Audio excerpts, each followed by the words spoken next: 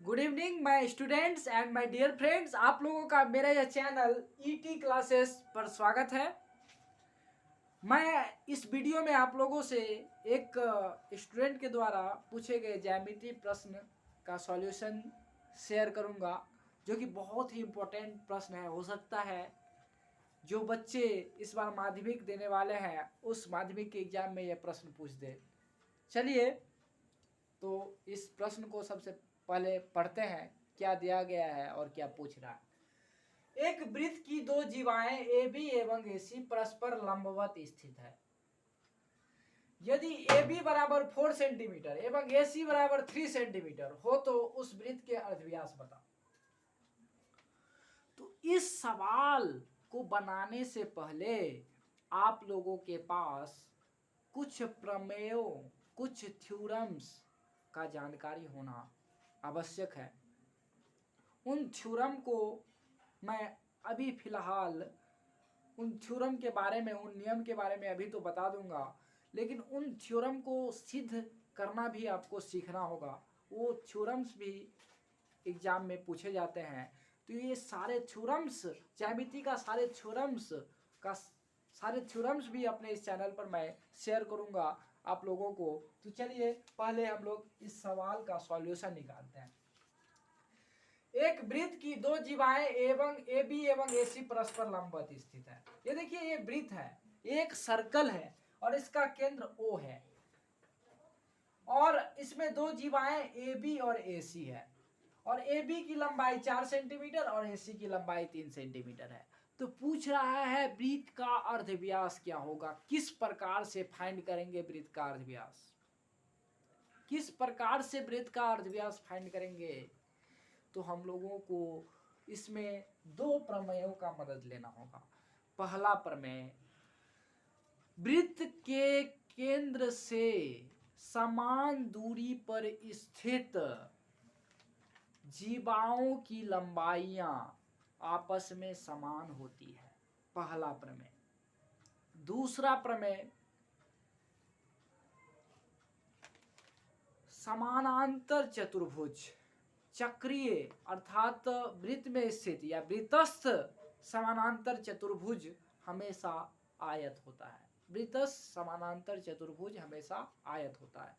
ये दो ठो प्रमेय का मदद निकाल लेकर के हम इस क्वेश्चन को सॉल्व करेंगे। देखिए 4 सेंटीमीटर का है, तो यहाँ पर ये ऊपर में भी हम लोग 4 सेंटीमीटर अगर ड्रॉ करते हैं तो ये दोनों का जो वृत्त का केंद्र से है जो डिस्टेंस है वो डिस्टेंस जो है वो सेम रहेगा। यदि हम लोग 3 सेंटीमीटर का इधर ड्रॉ करते हैं तो ये भी जितना दूर वृत्त के केंद्र से ये जीवा स्थित है ये भी उतना ही दूर स्थित होगा। तो ये एक मेरा एक आयत बन गया। क्या बन गया? आयत बन गया। अब देखिए, अब हम लोग इस आयत के विकर्ण खींच देंगे। इस आयत का विकर्ण जब खींच देंगे, देखिए ये आयत का विकर्ण खींच दिए। तो जब हम लोग आयत का लंबाई 4 सेंटीमीटर दिया गया है, चौड़ाई 3 सेंटीमीटर दिया गया है, अब हम लोगों को आयत का विकर्ण निकालना है। तो आयत का विकर्ण निकाल लेंगे। ठीक है, चलिए लिखेंगे। सवाल का सॉल्यूशन कैसे करेंगे, पहले ये फिगर बना लीजिएगा। चूंकि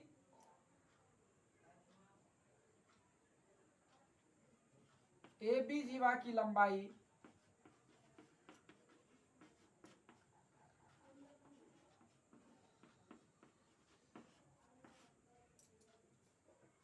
बराबर 4 सेंटीमीटर एवं AC जीवा की लंबाई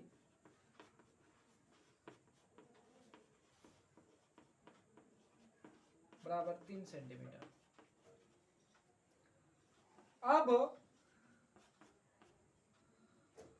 इसको, ये बिंदु को मान लीजिए D, जो कि हम लोग कल्पना के माध्यम से लिए हैं। अब आयत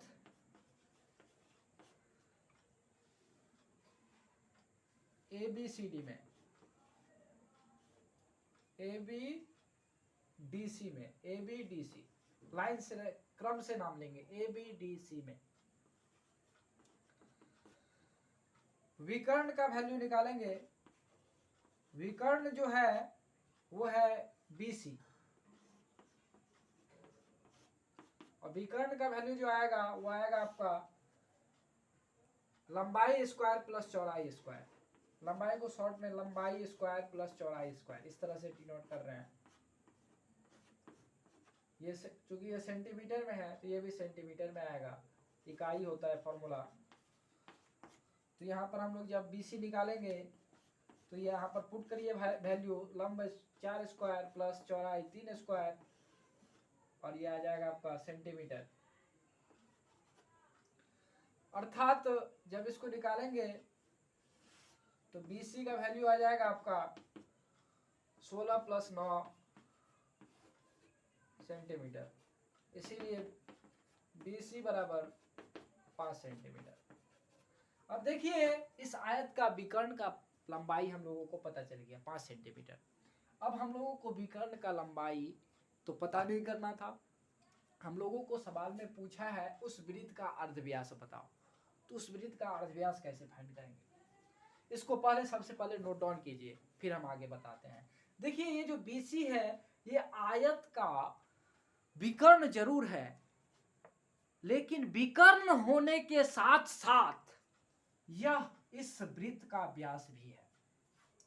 अतः हम लोगों का वृत्त का व्यास मिल गया। वृत्त का व्यास का लंबाई क्या हो गया, वृत्त का व्यास का लंबाई हो गया 5 सेंटीमीटर। तो चलिए इसको नोट डाउन कीजिए, आप वीडियो को पॉज करके इसको नोट डाउन कीजिए, फिर आगे बताते हैं। चलिए आगे आरंभ करते हैं।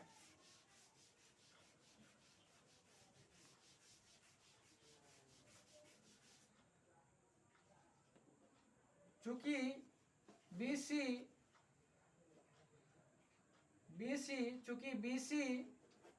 वृत्त का व्यास है,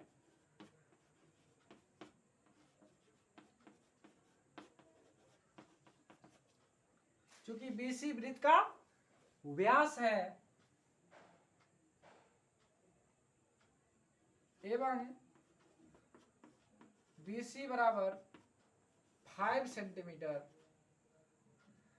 अतः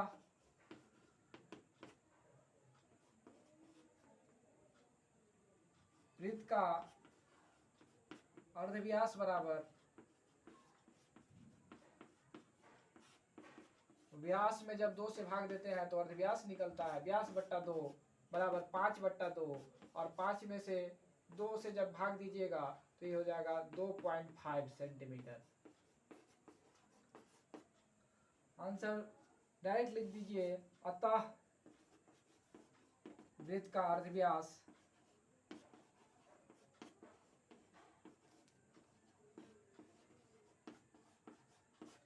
2.5 सेंटीमीटर होगा। वृत्त का अर्धव्यास 2.5 सेंटीमीटर होगा, ये मेरा आंसर है।